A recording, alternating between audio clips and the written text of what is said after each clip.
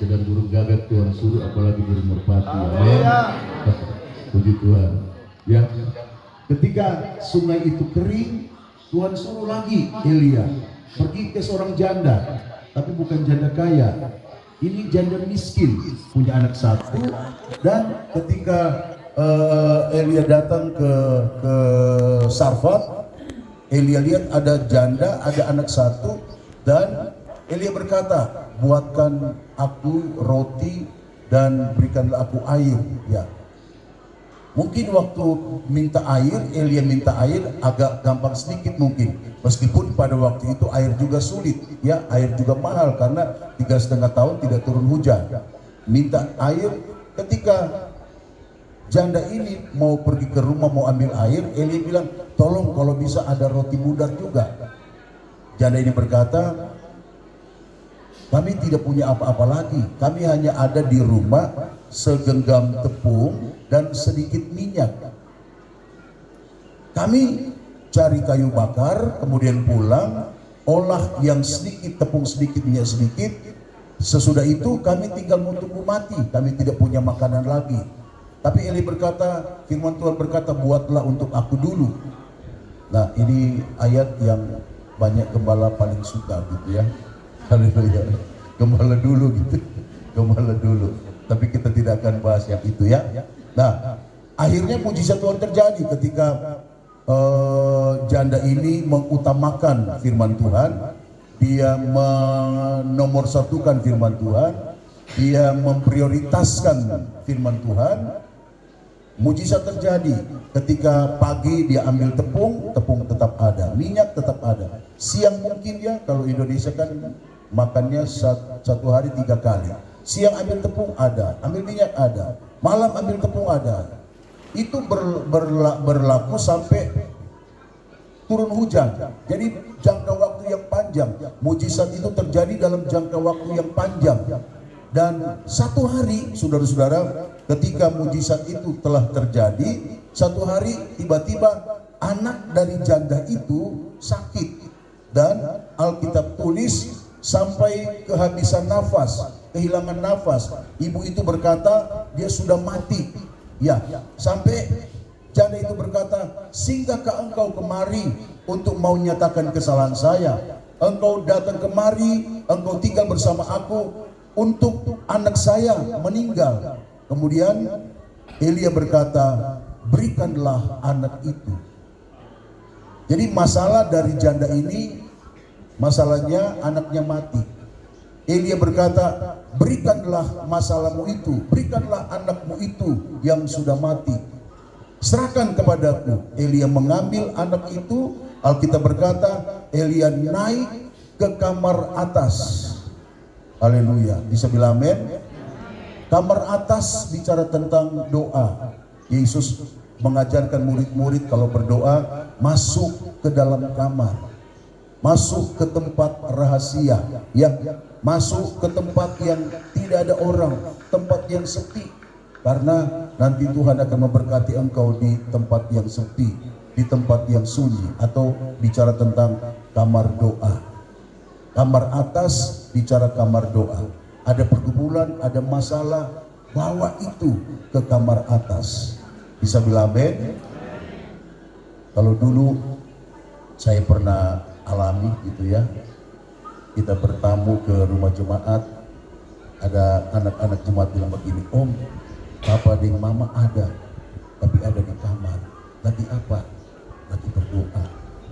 Kadang-kadang dulu ya, kalau kita pergi ke rekan-rekan hamba Tuhan di pastori, kita ketuk pintu, pintu dibuka, kemudian tanya sama anak gembala, Mama dan Papa ada? Ada Om, tapi ada di kamar, lagi berdoa. Kalau sekarang lain tuh, Papa dan Mama ada? Ada. Lagi apa? Lagi main game. Lagi apa? Oh, lagi nonton sinetron. Jarangnya kan kita ketemu teman gembala sekarang ini, kita bertamu di pastorinya. Papa Mama ada? Ada. Ada di mana? Ada nonton televisi gitu. Jadi bukan berarti kita tidak bisa nonton TV, main game atau main handphone dan sebagainya. Tapi tetap sebagai gembala, sebagai hamba Tuhan, kita sudah mengalami ya, ketika ada masalah, kita bawa masalah itu ke kamar atas, ke kamar doa. Kita ini kan punya masalah ya. Puji Tuhan, berkat Tuhan sudah luar biasa. Bayangkan keluarga Prasetyo Turangan dengan cinta, dengan kasih, dengan tulus, mereka sudah mempersembahkan beberapa rumah, tanah ya untuk dijual. Mereka persembahkan dengan tulus di hadapan Tuhan untuk biaya kepergian kita. Biaya kepergian ini miliar ya, mahal, banyak. Dan kita bukan hanya sekedar jalan-jalan ke sana, tapi kita rindu melihat bagaimana Alkitab ditulis dan itu cocok dengan nanti kita akan pergi ya. Kalau kita dari Mesir, kita akan ketemu dengan beberapa tempat ya, di mana ada Musa dari Perjanjian Lama, kemudian sampai di Rafidim, kemudian ada ya nanti Bapak Ibu Saudara nanti nikmati sama-sama di sana ya. Dan itu akan membuat kita lebih percaya lagi kepada firman Tuhan. Ternyata apa yang sudah tertulis dalam Alkitab memang ada, memang terjadi ya, terjadi di sana ya, dan lain sebagainya. Tapi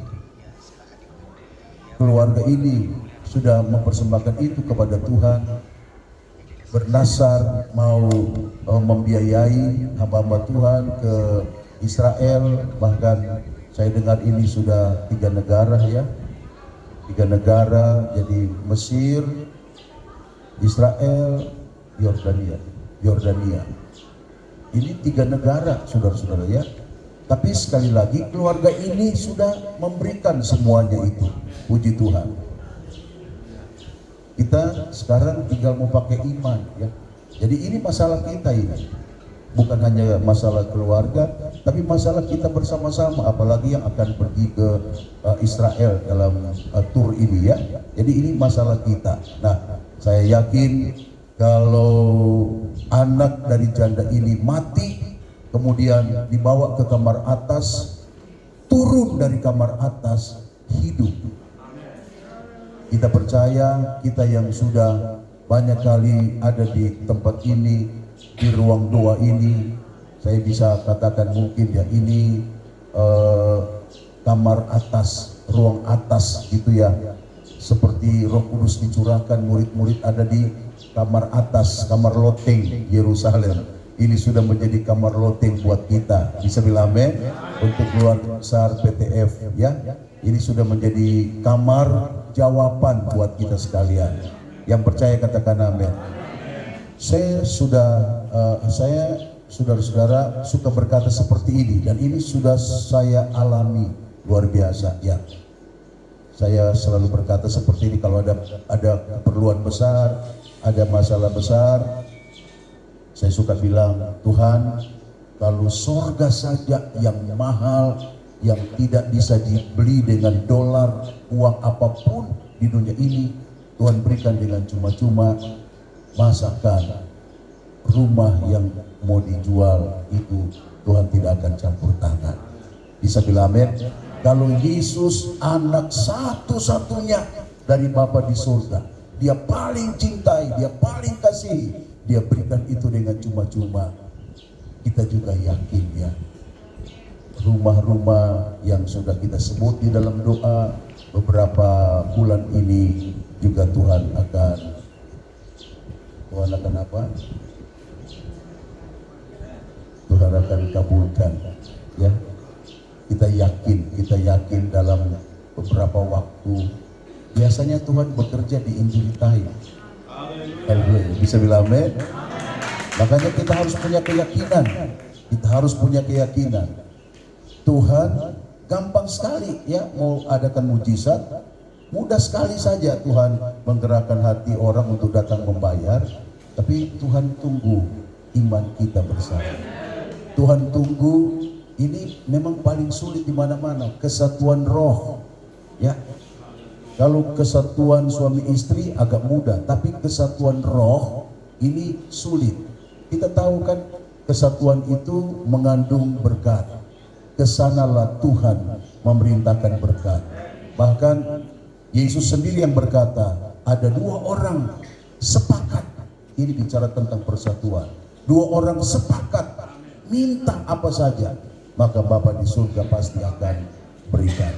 Ya, Tuhan sudah sediakan semuanya, tapi Tuhan tunggu kita mau ada kesepakatan roh, ada persatuan roh. Haleluya, bisa bilang amin. Dan kesanalah Tuhan memerintahkan berkat. Saya dengan pendeta Agus satu angkatan, ya. Tapi saya hanya bisa lihat fisiknya, hatinya saya tidak tahu.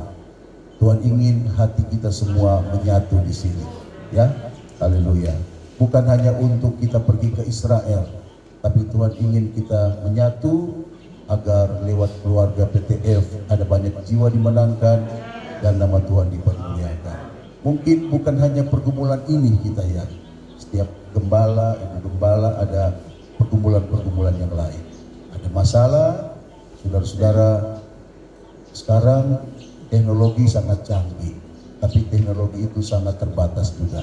Yang tidak terbatas kalau kita bawa masalah kita, pergumulan kita ke kamar atas. Bisa bilang amin. Anak yang mati itu dibawa ke kamar atas, kemudian Elia berdoa sama Tuhan. Ya, tadi dikatakan di dalam cerita itu ada 3 kali Elia menguncurkan tubuhnya ke anak yang sakit. Bapak Ibu, saudara-saudara, jangan praktekkan di tempat pelayanan kita seperti ini ya. Ada ibu yang sakit, baru gembala bilang, kita mau belajar seperti Elia. Pasti saudara akan dipecat gitu ya. Tidak boleh. Haleluya. Haleluya. Ya. Ada masalah, anak mati, masalah apa saja, bawa ke kamar atas. Di kamar atas Tuhan selesaikan semua masalah. Ketika turun, Elia berkata, ini anakmu sudah hidup. Tadi Elia ambil anak itu mati, ada masalah. Ketika Elia naik ke kamar atas, di kamar atas Tuhan bikin mujizat, Tuhan selesaikan pergumulannya. Sekarang kembali ke ibu itu, ini anakmu hidup. Haleluya. Mari kita perbanyak kamar doa kita. Ya, semakin sulit, semakin sibuk kita ya. Jemaat bertambah, pelayanan diundang di mana-mana, tapi tetap jangan lupa ada waktu kita harus naik ke kamar atas. Kamar atas adalah kamar tempat Tuhan mengadakan mujizat. Kamar atas adalah tempat Tuhan menyelesaikan semua masalah kita. Tuhan memberkati. Haleluya. Terima kasih.